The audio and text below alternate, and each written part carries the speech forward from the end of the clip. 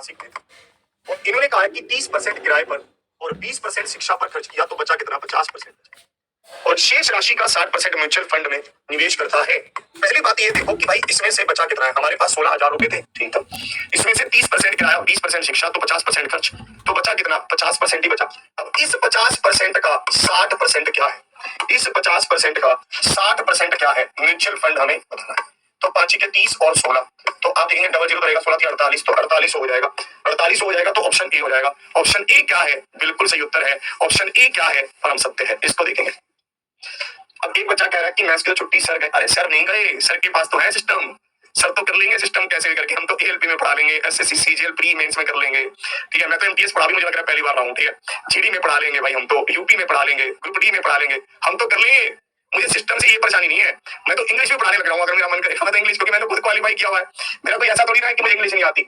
और हाँ, मेरी इंग्लिश आप लोगों को पसंद भी आएगी, क्योंकि मैंने तो वो वाली इंग्लिश सीखी है जो आप लोग सीखना चाहोगे, क्योंकि मतलब खुद नोटिफिकेशन वाले थे। मैं तो इंग्लिश पढ़ाने की जरूरत पड़ेगी मुझे, बात वो नहीं है, ठीक है। मुझे दिक्कत ये है, जब हम हिंदी भाषी क्षेत्र में रह रहे हैं, हमारी जो बहुत सारी पॉपुलेशन है वो हिंदी की है, फिर यार ये गलत बात है ना यार इनकी, है ना, कि भाई ये तो इनकी गलत बात है ना यार, इनकी गलत बात है ये पीयू और टी2 की बात कर रहा है। पीयू 5 किलोमीटर प्रति घंटे की चाल से चलता है और टी2 2 किलोमीटर प्रति घंटे की चाल से चलता है। ये कह रहे तो कितने समय बाद उनके बीच की दूरी 10.5 किलोमीटर हो जाएगी, ये हमसे पूछा गया। मतलब ये दो बंदे हैं जो यहाँ से चलना शुरू करते हैं, एक इस तरफ एक इस तरफ। जो इस तरफ जा रहा है वो 5 की चाल से, जो इस तरफ जा रहा है वो 2 की चाल से। और दूरी क्या है? 105/10 है, ऐसा लिख लो। अगर ये विपरीत दिशाओं में चल रहे हैं तो 4 जुड़ती है तो 7 होती है, तो 7 से भाग करेंगे तो 5 दूनी 10, 5 दूनी 10, 5 एकम 5, 7 या 21, तो 3/2 आया। 3/2 आया मतलब 1.5 घंटा आया। 1.5 घंटा आया मतलब ऑप्शन बी आया। ऑप्शन बी क्या है? बिल्कुल सही उत्तर है। ऑप्शन बी क्या है? परम सत्य है। बताइए। कह रहे सर मेरा 16 तारीख को सेकंड शिफ्ट में एग्जाम था, मैंने 20 में से 18 क्वेश्चन लपेट दिए। वाह भाई वाह, मजा आ गया। चलिए इसको देखते हैं, इस प्रश्न का क्या उत्तर होगा, इसका उत्तर बताएं जल्दी से।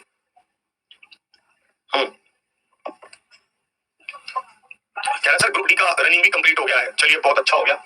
7 मीटर लंबे, 5 मीटर चौड़े और 2 मीटर ऊंचे एक बंद घनाभकार बक्से को 2.4 रुपए मीटर स्क्वायर की दर से, है ना, बाहर की ओर पेंट करने की कुल लागत ज्ञात करें। बाहर की ओर पेंट करने की कुल लागत ज्ञात करें, जल्दी से आप बताएंगे, है ना। बाहर की ओर पेंट करने की कुल लागत ज्ञात करें। सबसे पहले हमें ऐसे घनाभकार जो बॉक्स होते हैं, ऐसे क्यूब वाले बॉक्स होते हैं, क्यूबॉइड बॉक्स होते हैं, उसमें हमें ये देखना होता है कि ये बॉक्स खुले हैं कि बंद है। ये बंद है। बंद में अगर आपको पेंट करना है तो जो उसका ऊपर का दरवाजा होगा उस पर भी पेंट करना पड़ेगा, और जो नीचे का वो होगा बेस होगा उस पर भी पेंट करना पड़ेगा। मतलब टोटल सरफेस एरिया पर पेंट करना पड़ेगा। और अगर टोटल सरफेस एरिया देखें, कुल पृष्ठीय क्षेत्रफल देखें, तो कुल पृष्ठीय क्षेत्रफल होता है ये, ठीक है भाई। तो आप देखेंगे 2 गुना में LB मतलब 7 पानी 35 प्लस में 5 दूनी 10 प्लस में 7 दूनी 14, तो ये हमारे पास क्या होगा? 2 गुना में 9 और यहाँ पर 5 इतना होगा। ये एरिया हो गया। और 1 मीटर स्क्वायर का खर्चा है 24 रुपए, है ना। 24/10 मतलब 2 रुपये 4 पैसे है, तो 24/10 हो गया। अब आप इसको गुना कर लोगे, या फिर इसको कर लो, 2 8 1 करीब 2 5 10 और 1 11 मतलब 118 और 24 को कर लो, और 8 चौके 32 3 करीब 4 और 3 7 और 4 और 8 दूनी 16 1 करीब 2 और 1 3 और 2 तो 6 6 12 और 1 13 और यहाँ पर 283 और 283, तो यहाँ पर नीचे 10 भी था तो 283.2 होगा। 283.2 मतलब ऑप्शन बी हुआ। ऑप्शन बी क्या है? बिल्कुल सही उत्तर है। ऑप्शन बी क्या है? परम सत्य आंसर है। समझे कि नहीं समझे? चलिए इस पर आते हैं। भाई देखो, अगर चलो आपको इंग्लिश रखनी है उसके अंदर कोई दिक्कत नहीं है, इंग्लिश रखो, पर ऐसा तो नहीं ना कि हिंदी को बिल्कुल दरकिनारी आप कर दो। चलो आपने, अब मैं मान लेता हूँ, चलो आपने यहाँ पर इंग्लिश को रखा है, चलो भाई कोई बात नहीं। हम यहाँ आते हैं, हम इसको पूरा देखते हैं एक बार। हमने इन्होंने यहाँ पर किया है कि भाई पहली बात तो ये कि भाई जो बच्चा पहले ये सोचता था चलो मैं तो इंग्लिश, मैं तो रीजनिंग अच्छी कर लेंगे, इंग्लिश थोड़ी कम भी आती है तो उसको क्वालीफाई कर लेंगे। अब आपने उसके तो पैर काट दिया ना, बिल्कुल यार, आपने उसको तो हटा ही दिया गेम में से। आपने आप कह रहे हो वो क्वालीफाइंग है। अरे भैया क्वालीफाइंग क्यों है? क्वालीफाइंग, है ना, ऐसा क्या हो गया इंग्लिश में? अब बात यहाँ पर आ रही कि जनरल अवेयरनेस के 25 क्वेश्चन रखे, इंग्लिश लैंग्वेज के 25 क्वेश्चन रखे, इन 50 क्वेश्चनों में से पूरा वो क्वालीफाई होना है, इन 50 क्वेश्चनों में से गेम घूमना है। तो मुझे एक बात बताओ यार, जब आप इन 50, अब जीके जीएस का क्या पता भाई कि किस लेवल की पूछ ले। ये तो आपने आईएएस वाली जो बना दी, जीके जीएस होनी चाहिए। अरे भैया वहां पर उसका बंदे का काम है भाई, जैसे मान लो कि टेबल साफ कर लिया, ठीक है, आए आकर थोड़ी सी मेंटेनेंस फाइलों को मेंटेन कर लिया। एमटीएस का जो मेनली वर्क होता है वो होता है कि ये एमटीएस का काम होता है, मेनली आपको बता रहा हूँ कि वो आए, उन्होंने दरवाजे वगैरह खोले, गेट वगैरह खोल लिया ऑफिस का, सफाई वगैरह नहीं करनी होती उनको, सफाई करवानी होती है। ये होता है कि चलो जैसे कि अधिकारी है वो आए, ऑफिसर आए, तो उनके लिए भी थोड़ा सा उनकी मतलब खातिरदारी के लिए लगा सकते हैं, जैसे कि गेट खोल दिया जी, चाय वाय बना लीजिए उनके लिए थोड़ी बहुत, ठीक है, और टेबल वेबल थोड़ा बहुत अगर है तो साफ कर लिया। फिर होता है मेन फाइल को मेंटेन करने का, कि थोड़ा सा फाइलों को मेंटेन कर दिया, थोड़ा संभाल कर रख लिया उसे, मतलब इस तरह से, है ना। एक टोपी के मूल्य में 15% की वृद्धि की जाती है, तो 15% किसके बराबर होगा? 27 रुपए के। टोपी का बढ़ा हुआ मूल्य ज्ञात करो, मतलब ये क्या है? 115%। अब एक टोपी के मूल्य में 15% की वृद्धि की जाती है, तो भाई 15% किसके बराबर है? 27 रुपए के। तो टोपी का बढ़ा हुआ मूल्य क्या है? 115%। तो 115% का आप मान निकालेंगे, तो 115% का आप मान निकालेंगे। 5 दिया 15, 5 दूनी 10, 5 दिया 15, 9 दिया 27, और आप देखेंगे 9 दिया 27, 2 कैरी 9 दिया 18 और 2 20, 207 आ गया। 207 मतलब ऑप्शन सी। तो ऑप्शन सी क्या है? बिल्कुल सही उत्तर है। ऑप्शन सी क्या है? परम सत्य है। इसको देखेंगे। कह रहा सर, एक यूट्यूबर कह रहे हैं कि एएलपी में से इसको हटा दिया गया है, इसको ये कह रहा है आईटीआई हटा दिया गया है। अरे यार, मैं एक बात आपको सच में कह रहा हूँ, जब तक आप लोगों के सामने नोटिफिकेशन ना आ जाए तब तक ना माने भाई, ठीक है। हाँ भाई, तब तक ना माने। अब आप एक बात बताओ, ठीक है, आप एक बात बताओ, अब ये जो सिलेबस था एमटीएस का कितना चेंज, सिलेबस मतलब पैटर्न कितना चेंज कर दिया। अब एक बंदा जो मान लो यूपीएससी की तैयारी करता है, वो जीके जीएस पढ़ता है, उसके लिए मैंडेटरी होती है कि उसको बड़े लेवल की मीटिंग्स में जाना है, उसको किसी क्षेत्र को संभालना है। जैसे मान लो आपको पता है कि जो यूपीएससी वगैरह में जीके जीएस का, ताकि उसकी नॉलेज वाइड हो, उसको डिसीजन लेने हैं, है ना, उसके उसको पब्लिक की सुननी है, ताकि उसके लिए उसके पास उसका बैकग्राउंड क्लियर हो कि हाँ उस समय पर ऐसा हुआ था तो ऐसा हुआ, उस बंदे ने ऐसा डिसीजन लिया, है ना, समझते हो। मतलब उसका पूरा एक, उसको पूरा हिस्ट्री ज्योग्राफी सारी चीजों की नॉलेज हो, हमारे भारत में क्या क्या घटा, क्या क्या हुआ, उसको पूरा हिसाब हो, ताकि वो अलग अलग जहां पर भी उसकी जॉब लगे वहां के लोगों को समझ सके, वहां से बॉन्डिंग बना सके, वहां से चीजों को कर सके। अरे यार भैया, यहाँ पर अलग लेवल की जॉब है, आप कह रहे हो कि जीके जीएस मेन है, इंग्लिश मेन है, तो समझ नहीं आ रहा यार। शशि ने साधारण ब्याज पर 700 रुपए का ऋण लिया। ऋण उतने ही वर्षों के लिए लिया गया था जितनी वार्षिक ब्याज की दर थी। यदि उनसे ऋण की अवधि के अंत में ब्याज के रूप में 343 रुपए का भुगतान किया, तो ब्याज की दर क्या थी? ब्याज की दर हमें बतानी थी। देखिए, ब्याज के रूप में कितने रुपए का भुगतान किया है? 343 का, ठीक है।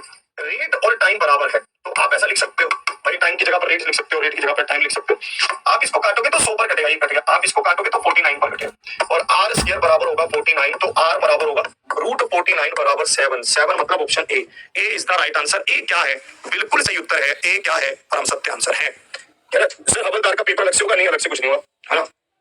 हमारा आरआरबी एएलपी टेक्नीशियन का बैच जो है, वंदे भारत बैच है, आप इसको ज्वाइन कर सकते हैं 70% डिस्काउंट के साथ, जिसका कोड है आरआरबी 70। आरआरबी 70 कोड लगाते ही आपको वहां पर मस्त तरीके से, ठीक है, 70% ऑफ मिल रहा है, और आप बहुत सारे बैचेस को ज्वाइन कर सकते हैं। इस पर आते हैं। हाँ, क्या पॉपुलेशन होगा तो कंपटीशन होगा, कंपटीशन होगा तो कंपटीशन को कम करने के लिए ये है, ऐसे थोड़ी ना है। फिर कंपटीशन कम करना है तो चाइनीज ले आओ, ठीक है। क्या सुपर 30 बंद मत करना सर, बहुत कारगर सिद्ध हो रहा है। मैंने 20 में से 18 लपेट दिए हैं भाई, सुपर 30 कभी बंद नहीं होगा, ऐसे चलेगा अपने जुनून और जज्बे के साथ। अगर इतना ही कंपटीशन कम करना है तो फिर एक काम करते हैं, चाइनीज लैंग्वेज ले आओ, जापानीज लैंग्वेज ले आओ। किसी को आती ही नहीं होगी, किसी का सिलेक्शन ही नहीं होगा, जो बचेंगी बहुत सारी, गवर्नमेंट का पैसा बचेगा, फिर ये सब कर लो। हाँ, एक घन की प्रत्येक भुजा की लंबाई 4 सेंटीमीटर है, ठीक है। घन का आयतन मतलब ए क्यूब क्या है? 4 का क्यूब। 4 चौकी 16, 16 चौकी 64, 64 मतलब ऑप्शन ए। ऑप्शन ए क्या है? बिल्कुल सही उत्तर है। ऑप्शन ए क्या है? परम सत्य है कि नहीं? चलिए इसको देखते हैं। देखो कैसा प्रश्न इन्होंने बनाया है बनाने वाले ने। जी और घी, मतलब नाम देख लो, इस बंदे को और कुछ नहीं मिले हैं। देख रहा होगा जी न्यूज चैनल, और पी रहा होगा घी, तो इसने लिख दिया होगा जी और घी, है ना। जो मन में आया वो लिख दो, जी और घी, ठीक है। जे और गे एक साथ किसी काम को 24 दिन में पूरा कर सकते हैं। यदि जेड और जी वो लेने की क्षमता 3:8 के अनुपात में है, तो जी अकेले उस काम को कितने दिनों में पूरा कर सकता है, ये हमें बताना है।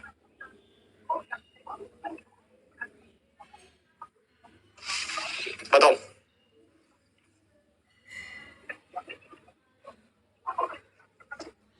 देखो यहाँ पर इन्होंने लिखा है कि जेड और जी जो है, वे दोनों मिलकर किसी काम को 24 दिनों में पूरा कर सकते हैं, और इनकी क्षमता क्या है? 3:8 है ना भाई। इन्होंने कहा दोनों मिलकर क्या, एक साथ किसी काम को 24 दिनों, एक साथ काम करते हैं तो एक दिन में 11 काम करेंगे, तो 24 दिन में इतना काम करेंगे, मतलब 11 गुना 24 काम करेंगे। तो हमें जी के बारे में बताना है कि जी अकेला इस काम को कितने दिनों में करेगा, तो 8 से भाग कर दें, तो 8 या 24 होगा, तो 33 दिन आएगा। 33 दिन मतलब ऑप्शन सी आएगा। ऑप्शन सी क्या है? बिल्कुल सही उत्तर है। ऑप्शन सी क्या है? बिल्कुल सही उत्तर है। ऑप्शन सी क्या है? परम सत्य है।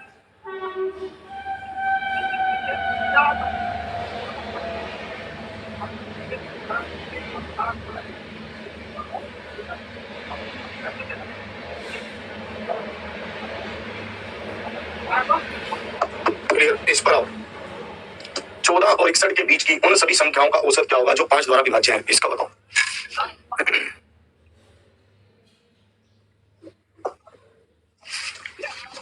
इन्होंने कहा है 14 और 61 के बीच 5 से डिविजिबल, 5 से डिविजिबल पहली संख्या क्या है जो 14 के बाद डिविजिबल है? 15 है। अगली क्या है 20 है, उससे अगली क्या है 25 है, ऐसे करते करते अंतिम क्या है 60 है। ठीक है, तो हमने यहाँ पर देखा कि हमसे औसत पूछा है, तो पहली और अंतिम को ले लो। 15 प्लस में 60/2 कर दो, मतलब 75/2 कर दो। 75/2 मतलब 37.5। 37.5 मतलब ऑप्शन बी। ऑप्शन बी क्या है? बिल्कुल सही उत्तर है ऑप्शन बी। क्या है? परम सत्य है। ऐसे प्रश्नों में हमेशा ध्यान रखिए कि जब कभी भी अंतर कंसेक्यूटिव हो, लगातार हो, तो आप क्या करते हो? पहली और अंतिम संख्या को जोड़ते हो और 2 से भाग करते हो। जैसे कि आपने यहाँ पर किया, पहली और अंतिम को जोड़ा और 2 से भाग कर दिया, तो यहाँ पर ये क्या हो जाएगा? 37.5 हो जाएगा। 37.5 मतलब ऑप्शन बी हो जाएगा। ऑप्शन बी क्या है? बिल्कुल सही उत्तर है option B is the right answer. X अकेला एक काम को 16 दिनों में पूरा कर सकता है, जबकि वाई अकेला उसी काम को 24 दिनों में कर सकता है। ठीक है, हम ही दोनों में पढ़ सकते हो, एमटीएस और हवलदार में। बस एक चेक कर लेना, एक्स और वाई की बात कर रहा है। एक्स किसी काम को 16 दिनों में कर सकता है, वाई किसी काम को 24 दिनों में कर सकता है। वे एक एक दिन छोड़कर काम करते हैं जिसकी शुरुआत वाई करता है। हमेशा ध्यान रखना, मैं इस बात को बहुत इंपॉर्टेंस देता हूँ कि जब कभी भी अल्टरनेट डेज हो, वैकल्पिक दिन हो, तो ये बहुत जरूरी है कि आप उसमें क्या चाहते हैं। ठीक है, आपको वहां पर काम शुरू कौन कर रहा है, ये बहुत जरूरी है। यहाँ पर काम की शुरुआत वाई करता है। ठीक है, ये बहुत जरूरी है कि भाई आपकी काम की शुरुआत कौन कर रहा है। यहाँ पर क्या है? 48, 16 48, 24 दूनी 48। तो मुझे एक बात बताओ, अब इसने कहा इस प्रकार कुल काम का 50% कितने दिनों में पूरा होगा? इस प्रकार कुल काम का 50% कितने दिनों में पूरा होगा, ये हमसे पूछा है। तो अब मुझे एक बात बताओ, आपका काम है कितना? टोटल 48 है, आपको 50% काम करना है, मतलब 24 काम करना है। काम शुरू कौन करता है? काम शुरू करता है वाई। अगर वाई काम शुरू करता है तो एक दिन में 2 काम करेगा, फिर एक्स काम करता है तो एक दिन में 3 काम करेगा, मतलब 2 दिन में 5 काम होगा। होगा कि नहीं? अगर 2 दिन में 5 काम होगा तो आपको 24 करना है, तो आप यहाँ पर करेंगे 5 4 से गुना कर दो दोनों तरफ, 4 से कर दो, 5 चौके 20 और 4 दूनी 8, तो 8 दिन में 20 काम होगा। अब बारी है किसकी? एक्चुअली में वाई की बारी है, क्योंकि वाई काम को शुरू करता है। वाई आएगा और एक दिन में 2 काम और करेगा, तो 9 दिन हो जाएंगे। अब 9 दिन हो गए, क्योंकि 8 और 1 9 होता है, 22 काम हो गया। काम करना था 24, आप कहेंगे 48 है। अरे लिखा है कि आधा काम करना है। अब एक काम बचा है, सॉरी 2 काम बचा है। ये 2 काम कौन करेगा? है ना, ये 2 काम करेगा एक्स, तो भाई ये करेगा 2/3 दिन में, क्योंकि एक्स एक दिन में करता है, या फिर हम यहाँ लिखते हैं 3 काम करता है एक दिन में, तो 2 काम करेगा 2/3, तो 9 या 27 और 2 29, तो 29/3 हो गया, मतलब ऑप्शन ए। ऑप्शन ए क्या है? बिल्कुल सही उत्तर है ऑप्शन ए। क्या है? परम सत्य आंसर है। सर एक क्वेश्चन ये आया था कि 5 खरीदो 3 की छूट पाओ, करवाया हुआ प्रश्न है। ठीक है, चलिए इसका ऑप्शन क्या है? ऑप्शन ए है। ए क्या है? परम सत्य। इस पर आओगे, एक प्रश्न ये था अगर कि भाई 5 खरीदो 3 की छूट पाओ, मतलब क्या है कि आप 5 खरीदोगे तो आपको 8 मिलेंगे, क्योंकि 3 तो फ्री है भाई। ये तो होगा, आपने 5 रुपए दिए, आपको 8 रुपए का सामान मिल गया, क्योंकि 3 रुपए का सामान तो फ्री है। मतलब कितने की छूट है? ये छूट है 3 गुना में 100/8 की, क्योंकि आपने आपके पास जो सामान आया वो तो 8 रुपए का आ गया ना, और डिस्काउंट हमेशा अंकित मूल्य पर होता है, तो अंकित मूल्य क्या हुआ? 8 हुआ, तो इसलिए आप इसको 8 से भाग करेंगे, तो 4 दूनी 8 और 25, तो 75/2, मतलब 37.5% का डिस्काउंट हुआ। ये उत्तर है। चलिए इस प्रश्न पर आते हैं, इसमें क्या कह रहा है? इसमें इसने कहा है कि ए और बी की वर्तमान आयुओं का अनुपात 3:5 है। यदि ए की वर्तमान आयु 33 वर्ष है, तो 5 वर्ष बाद बी की आयु क्या होगी? हमसे पूछा गया है। अब मुझे पता है कि ए की आयु क्या है? 3 है। 3 किसके बराबर है? 33 के। तो ए किसके बराबर है? 11 के। तो 5 किसके बराबर है? 55 के। अब ये 5 55 के बराबर है। ये किसकी उम्र है? ये तो बी की उम्र है ना, परंतु ये तो आज की है। हमसे पूछा है 5 वर्ष बाद की, तो आप 5 जोड़ेंगे तो 60 हो जाएगा। 60 हो जाएगा तो ऑप्शन ए हो जाएगा। ऑप्शन ए क्या है? बिल्कुल सही उत्तर है ऑप्शन ए। क्या है? परम सत्य है। बताओ, आगे बढ़ते हैं, इसको देखते हैं। ठीक है, चलिए इस पर आते हैं, इसमें क्या करें? कह रहा 5 प्रथम 5 प्राकृतिक संख्याओं के वर्गों का औसत ज्ञात करें। जल्दी से बताएं।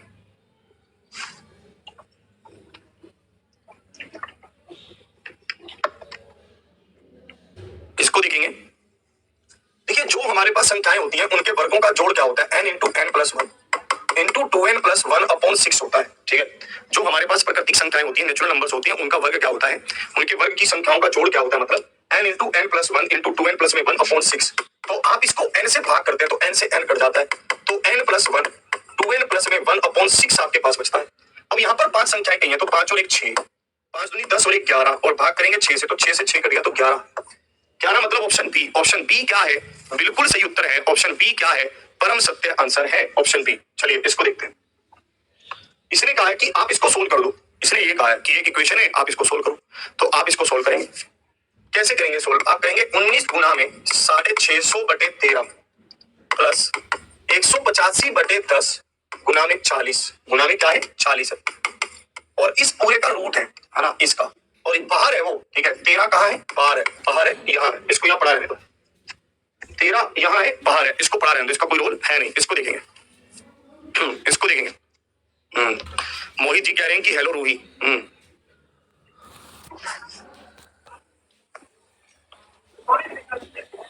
ठीक है, ये तो वंशी ये प्रश्न हम करवा चुके हैं सारे, सच में ये प्रश्न हम सब करवा चुके हैं रात वाले सेशन में। ये वाले प्रश्न करो अब आप जो हमारे सामने हैं। सर आपसे बात करनी है। हाँ जी करिए, बात करिए।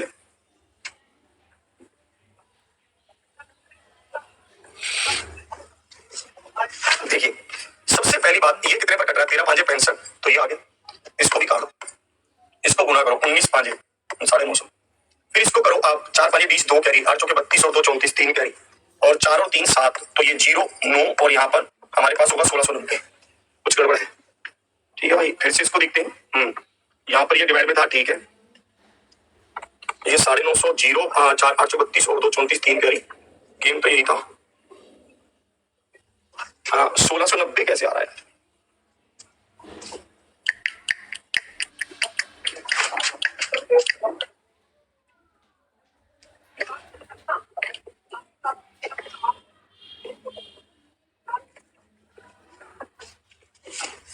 कह रहे 10 कहां से आया? दशमलव था ना, 18.5 था, तो 10 वहां से आया। कह रहा 18.5 है, तभी तो 10 लिया फिर। हाँ तभी तो 10 लिया। रुक जाओ, गलत है ये, है ना कुछ इसमें, अब ऊपर नीचे है बात, करते हैं इसको सेट। रुको रुको रुको, होगा।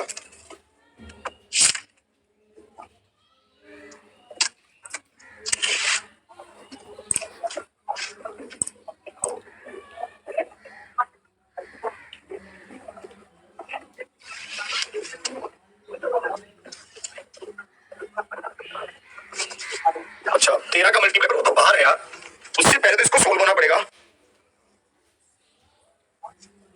185/10 गुना में 4 होगा मुझे लगता है। यहाँ पर एक बार गुना में 4 करके देखा, 40 की जगह पे, यहाँ पर 40 की जगह पे 4 होगा शायद से चेक करते हैं।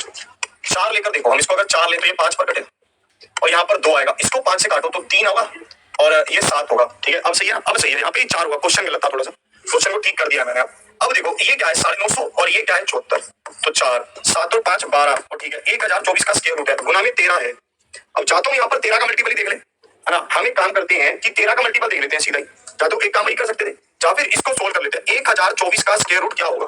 अगर हम इसको यहाँ पर सेट करेंगे तो 1024 का स्क्वायर रूट होगा 32, तो 32 गुना 13, 13 दूनी 26, 2 कैरी, 13 39 और 2 41, तो 416 हो गया। 416 मतलब ऑप्शन डी। ऑप्शन डी क्या है? बिल्कुल सही उत्तर है 416 मतलब ऑप्शन डी। ऑप्शन डी क्या है? बिल्कुल सही उत्तर है। अब सर बच्चे कैसे उत्तर दे रहे हैं? अरे उन्होंने क्या किया, शुरू में 13 का मल्टीपल देख लिया, और 13 का मल्टीपल एक ही है, तो भाई उन्होंने भाई उत्तर दे दिया। उनकी गलती नहीं है भाई, ठीक है। जिन बच्चों का उत्तर आया है उनकी कोई गलती नहीं है भाई, नहीं, अब ये गलती माफ उनकी, ठीक है, क्योंकि 13 का मल्टीपल ही एक है, उन्होंने 13 का मल्टीपल चेक करके उत्तर दे दिया। इन्होंने कहा कि 600 और 4000 रुपए ऐसा गेम है। एक पेन और एक नोटबुक का क्रय मूल्य क्रमशः 600 रुपए और 4000 रुपए है। यदि पेन और नोटबुक को क्रमशः 20% और 32% की हानि पर बेचते हैं, अगर आप इसको 20% की हानि पर बेचेंगे तो 120 रुपए के लॉस पर बेचेंगे, और इसी तरह से आप अगर इसको 32% की हानि पर बेचेंगे तो आप यहाँ पर 4 दूनी 8 4 12 1280 रुपए के लॉस पर बेचेंगे। आप मुझे एक बात बताइए, टोटल लॉस कितना है? 1400 रुपए का है भाई। टोटल लॉस कितने का है? 1400 रुपए का लॉस है। ये 1400 रुपए का लॉस कितने पर है? अगर हम देखें तो 4600 पर है ना। ये 1400 का लॉस कितने पर है? 4600 पर है। तो आप इसको भी कैलकुलेट करते हैं, ठीक है। आप इसको काटेंगे तो 23, आप इसको काटेंगे तो 700, तो 700/23 होगा। तो आप इसको भाग करेंगे तो 2 पर गया, या फिर 3 पर गया, 3 9 3 9 6, तो आप देखेंगे, और फिर आगे आएगा 30 पॉइंट करके कुछ, मतलब ऑप्शन सी। ऑप्शन सी क्या है? बिल्कुल सही उत्तर है। ऑप्शन सी क्या है पर हम सकते हैं 30.43% क्या है? बिल्कुल सही उत्तर है। फिर से समझ लो, 600 पर 20% का लॉस मतलब 120 का लॉस, और 4000 पर 32% का लॉस मतलब 1280 का लॉस। तो ओवरऑल लॉस कितने का हो गया? ओवरऑल लॉस हुआ 1400 का।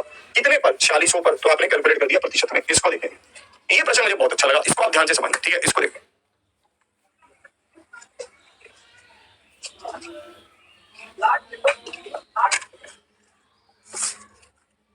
अरे भैया कंफ्यूजन क्या होना? आप एक ही बंदे का क्लास लो, जिसका मन करे, जो आपको सही लगे उसकी लो। इसमें ऐसा क्यों है?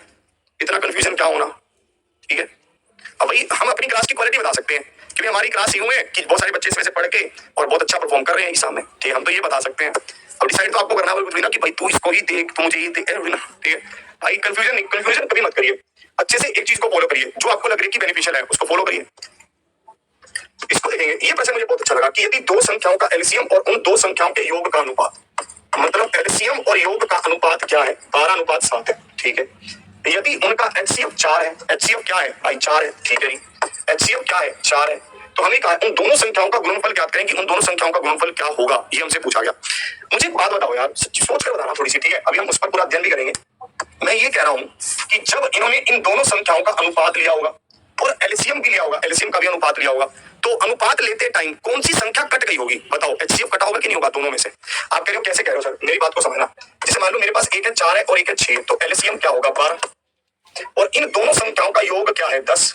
अगर मैं इन दोनों का अनुपात लूं, एलसीएम का और संख्याओं का योग, कट क्या कितने से रहा है? 2 से। 2 से कटने के मतलब क्या है? किससे कट रहा है? एचसीएफ से कट रहा है। एचसीएफ क्या था? 2 ही तो था। 4 और 6 का एचसीएफ क्या था? 2 ही तो था। और 2 से दोनों कट जा रहे हैं, ठीक है भाई। तो यही गेम है, यही पॉइंट मैं आपको समझा रहा हूं कि जब हम इसको काट रहे हैं तो 2 से कट जा रहा है, ये कट रहा है ना 2 से। और 2 क्या है? एचसीएफ है। 2 क्या है? एचसीएफ है। मैं ये कह रहा हूं आपको। अब इसका मतलब क्या है? अगर मुझे इसको एलसीएम फिर से बनाना है तो मैं क्या करूंगा? 2 से गुना कर दूंगा, मतलब एचसीएफ से गुना कर दूंगा। तो ये एलसीएम का जो अनुपात है ये एग्जैक्ट एलसीएम बन जाएगा। यही तो होगा, बस ये गेम है।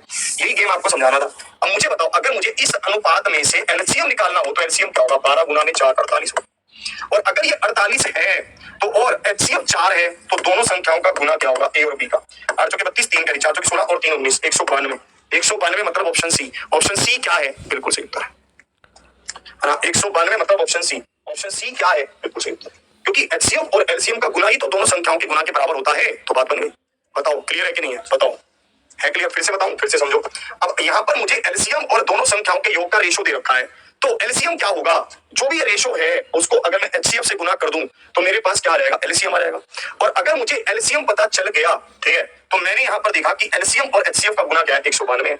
अब एक विद्यार्थी हमें कह रहे हैं सर 12 का मल्टीपल देख लो। 12 का मल्टीपल देख लेते हैं। 12 एकम 12, पीछे बचेगा 76, तो ये तो नहीं है 12 का मल्टीपल, है ना। 12 का मल्टीपल देख लेते हैं, ये भी नहीं है। 12 एकम 12, ठीक है। तो हम यहाँ पर देखते हैं, ये भी नहीं है। हम इसको देखते हैं 12 का 12 चाहिए होता है। 12 का मल्टीपल अगर मान लो इस ऑप्शन में 144 होता, फिर क्या करते? फिर तो सोल्व करना पड़ता ना। तो इसलिए ये बात सही है कि 12 का मल्टीपल से इसका उत्तर कर दूंगा मैं, परंतु हमें ये भी आना चाहिए कि अगर 12 का मल्टीपल ऑप्शन में 2 हो जाए तो हम कैसे करेंगे, ये भी हमारी समझ होनी चाहिए, ठीक है भाई। चलिए इसको देखते हैं, इसमें क्या करें।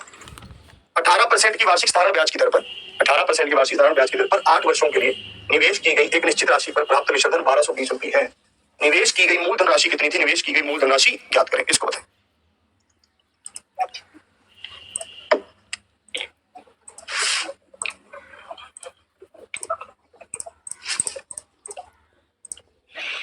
यदुवंशी जी एक बार आंसर की आने दो।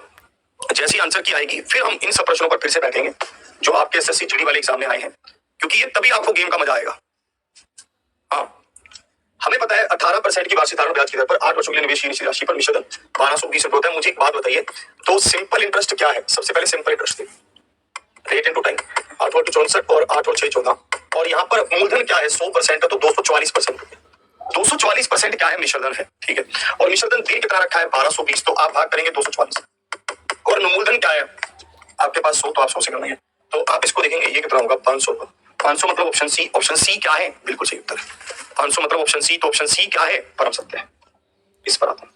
12% और 8% की 2 क्रमागत छूट किस एकल छूट के बराबर है? हमें बताना है। पता है? कह रहे please tell in Telugu language. तूने सुनी नहीं है मेरी तेलुगु लैंग्वेज? तो उस दिन भी तो सुनाई थी।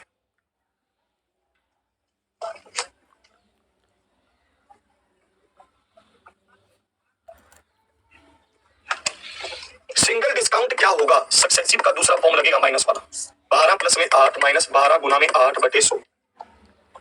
12 और 8 20, 12 8 96, तो 0.96। 10 में से 6 गया 4, 0 9 1, 19.04 option C. 19.04 option C. Option C क्या है? बिल्कुल सही उत्तर है। ऑप्शन सी क्या है? परम सत्य है।